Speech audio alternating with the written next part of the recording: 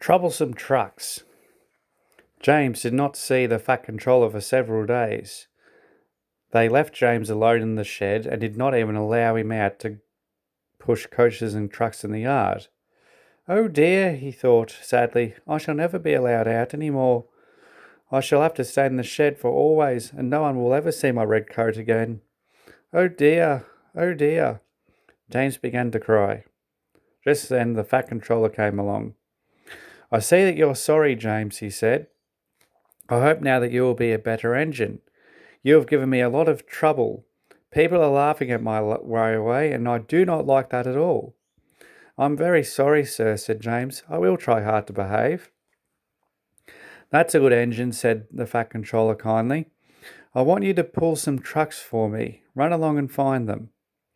So James puffed away happily. Here are your trucks, James, said a little tank engine. Have you got some bootlaces ready? And he ran off, laughing rudely. Oh, oh, oh, said the trucks, as James backed down on them. We want a proper engine, not a red monster.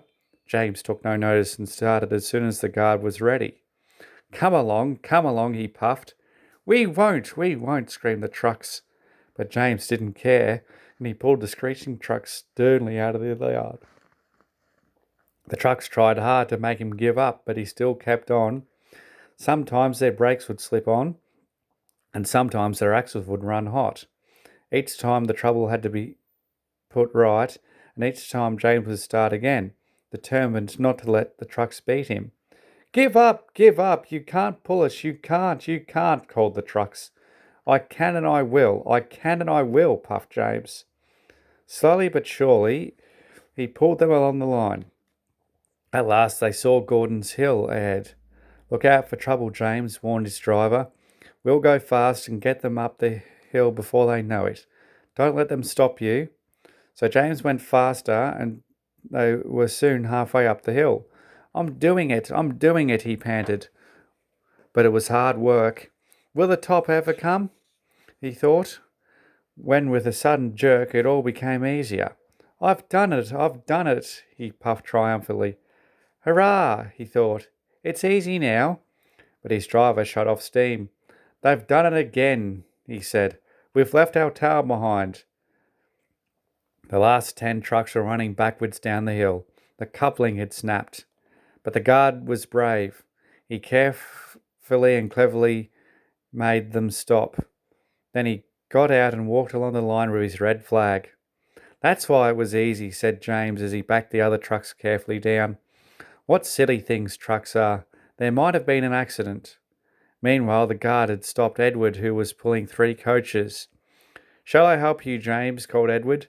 No, thank you, answered James. I'll pull them myself. Good. Don't let them beat you.